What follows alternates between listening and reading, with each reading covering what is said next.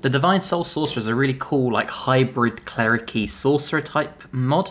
So we're going to go over it level by level with a combat tutorial and all the items you could need. And of course we start with the Divine Soul Sorcerer. Now we get to pick 4 cantrips, so for me we're going to go with Guidance, we're going to go with Ray of Frost, so we've got a damage dealing spell. We're going to go Sacred Flame to tap into that radiant damage, and we're going to go with Light for another utility based spell. For your first level spells, we are going to take Shield, as this is just a nice way to avoid damage, nice reactionary spell to ensure you take nothing. And Magic Missile, because this is a great spell from level 1 all the way to the end of the game.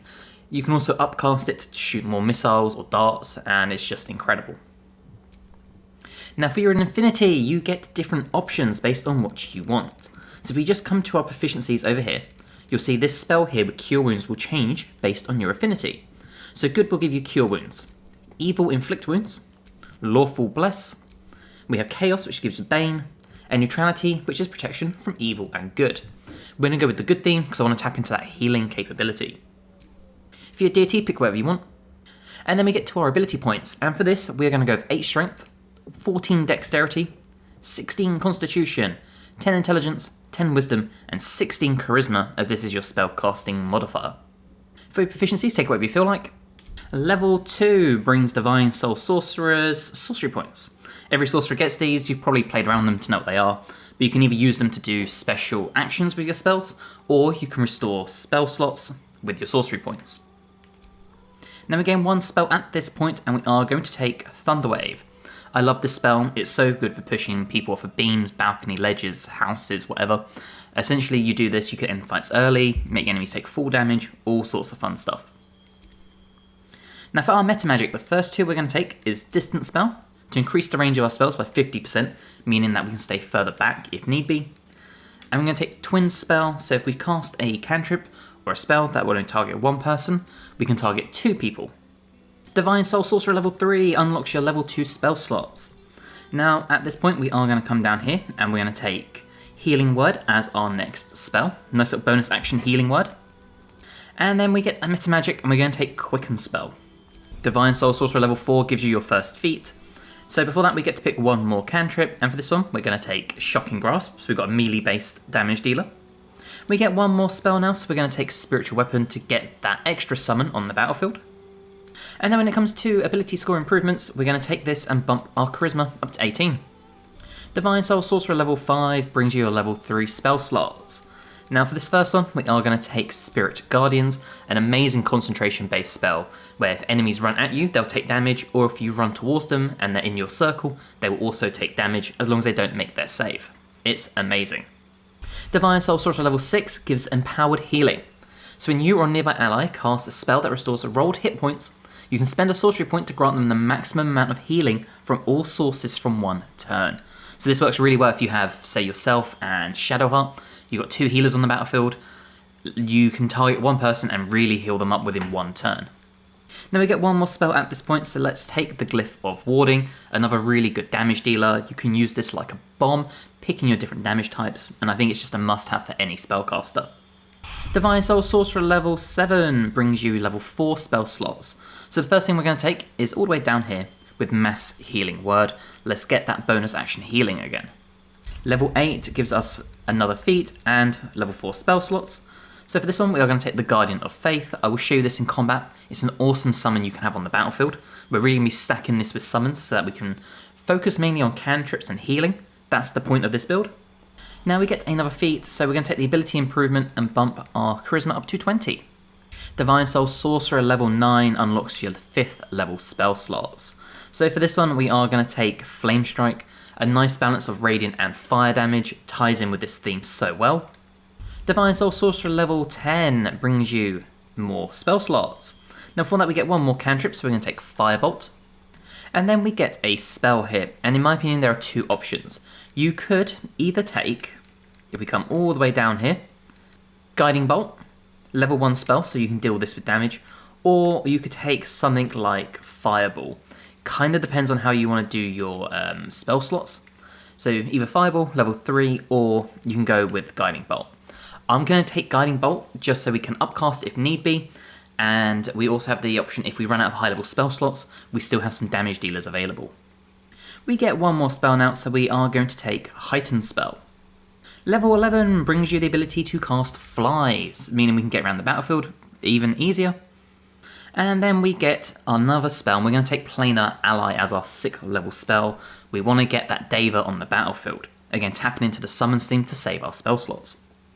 And then finally, level 12 brings you a new feat. Now, a lot of people would want to take Hero's Feast, and I understand why. You could if you want to. Bear in mind you are going to get some free spell slots with this build.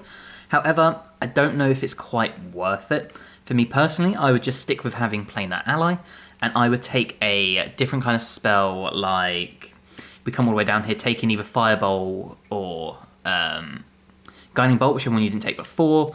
You could take like a Revivify. Really, so many like decent options. You could take a Mirror Image if you wanted to. Again, kind of pick and choose how you want to play your build. For me personally, I am going to take Fireball when I can find it. But if you wanted to go with Hero's Feast, I wouldn't say no. And then for your final feat, we are going to come down here and we're going to take a Dual Wielder, meaning we can dual wield 2 different staffs. Okay, let's go over our items. And for headwear, you could take the Robe of the Weave if you want to, but I've gone with the Browbeaten Circlet, +1 bonus to spell save DC while threatened. For Robe, the Cloak of the Weave, +1 to bonus to spell save DC and spell attack rolls, as well as the ability to cast Absorb Elements. For boots, we're going to take the Boots of Genial Striding, so unimpeded by difficult terrain. For Robe, we are going to take the Robe of the Weave, so +1 bonus to spell save DC and spell attack rolls. Whenever we succeed a saving throw against a spell, we gain 1 to 6 hit points and a +2 to our armor class. If you wanted to take the robes that Lorokan wears to get Mirror Image, you could also do that. For gloves, we're going with the Braces of Defense, so we get +2 bonus to our armor class. For a ring, I really like the Burnish Ring to give us Paralyzing Ray. And the Shifting Corpus Ring to give us Invisibility and Blur, just a nice way to get out of danger if you need to. And then we really stacked it up. For an amulet, we're going to go with the Spellcrux Amulet, so we get Spell Slot Restoration. And then we've also gone with Marker Share and the Staff of Spell Power. Both of these will give you Arcane Battery, meaning you get free spell slot with each staff.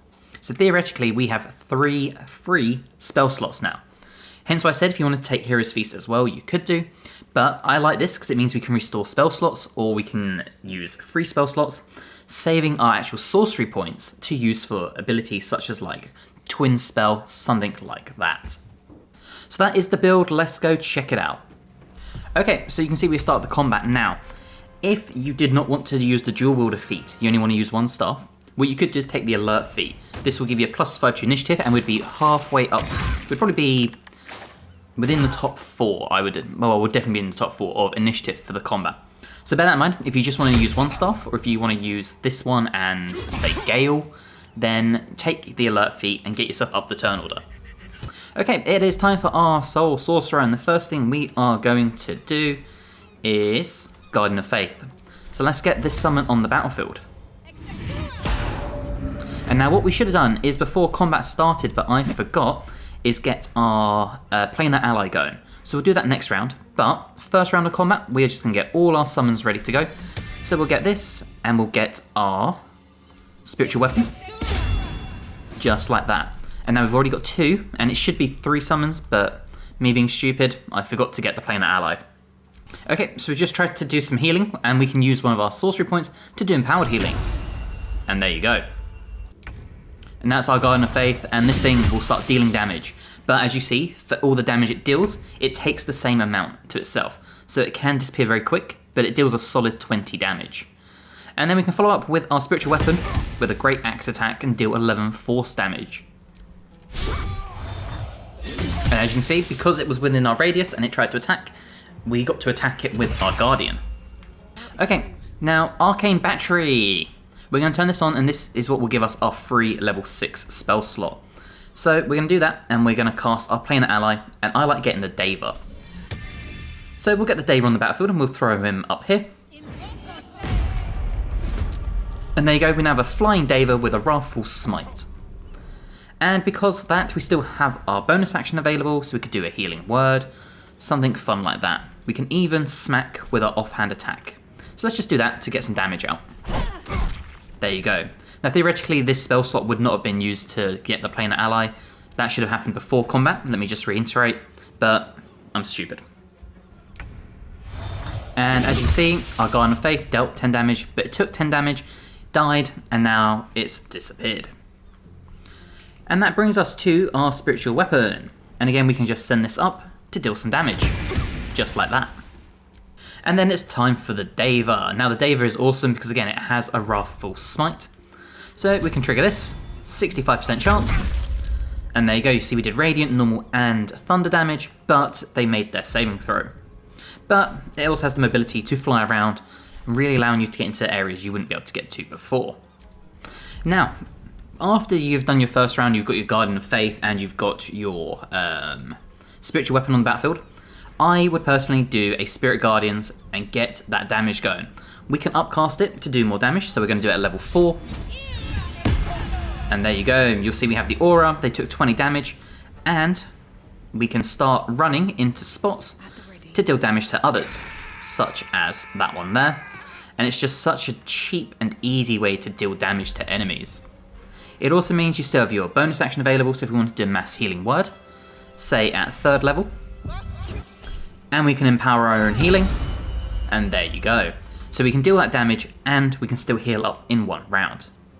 And then it's time for the spiritual weapon again, so we can just send it into danger to start dealing damage on enemies. And we're back to the Deva, so let's do a regular attack this time. And you can see the damage output from the Deva is pretty good, and it's got a nice health pool as well. And then we're back to our Spellcaster. Now unfortunately we did lose our Spirit Guardians because we got ensnared, but as I said, main focus of this is to focus on your cantrips. So we'll do a nice Sacred Flame. It's only 10 damage, but this ensures you save your higher level spell slots if and when you need them. And then back to the spiritual weapon, who can hopefully deal with that enemy. And the Deva, once again, can just come into these hard to reach places and pump out the damage. But of course, our person isn't just here for the healing and for cantrips. We can do some big spells. So let's do a Meta Magic Quicken spell, and let's throw out a... Let's do a Fireball, and we'll upcast this to 4th level to throw it onto Don't Call Me Runt, just like that. So as you see, 4th level we did some pretty decent damage, but we can then follow that up with more damage dealing, such as a Flame Strike. We'll do this at 5th level, and there you go. So you can really pump out damage with this one as well. And obviously if you target people that aren't rogues, you'll deal even more damage. If you upcast it further, you'll deal more damage. Lots of cool stuff like that. Of course, the spiritual weapon can make its way to enemies as well. It doesn't have the best movement speed, as you can see, but it will eventually get there. The Deva can of course tangle with the enemies up here still, dealing out some pretty decent damage. And then of course, we can continue doing our awesome stuff. So we can do another Quicken spell if we wanted to. And this time we'll take a... Let's do just a Guiding Bolt. We'll do it at 2nd level so you can see the damage differentials. And there you go. And what that means is we still have our main action that if need be, let's see if we can make some distance. We could throw out a Ray of Frost to this enemy, just like that. And again, the spiritual weapon has the capabilities that it can fly. Now, unfortunately, as you can see, it's not got the most movement speed, which is a shame, but it can indeed fly. And then, of course, we are back to the Deva, and the Deva can once again start pumping out some damage, such as that. And of course, our character can fly as well, thanks to our class abilities. So if we find the fly ability here, and we'll come here. What that means is, because that doesn't class as a spell, we still have the capabilities now. We can come in here with, let's say, a 5th level magic missile, and pile out more damage. Now, once again, we'll just start finishing this fight off now with our Deva. This is the easy part. And then, of course, we have our Spellcaster, again, focusing on those cantrips. Oh, we missed our big Shocking Grasp. And again, it's just time to start finishing off the fight with the Deva that dealt 30 damage. So you can see, it's a very utility-based subclass. Again, a mixture of like a cleric and a sorcerer all in one. But you can also deal some pretty good damage, and if you stack it with summons like your Devo, your Guardian of Faith, your Spirit Guardians, your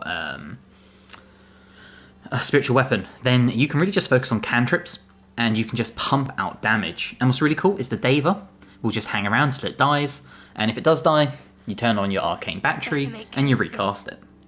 So I really hope you have enjoyed this guide. If you have, please let me know in the comments below, and let me know what you'll change, other spells, items, all that fun stuff. If you haven't already, please subscribe to the channel. I've got more guides for Baldur's Gate, for Path of Exile, for Dragon Age, all sorts of RPGs. Regardless, I really do hope you have enjoyed, and if you have, hopefully, I'll see you in the next one. Bye guys.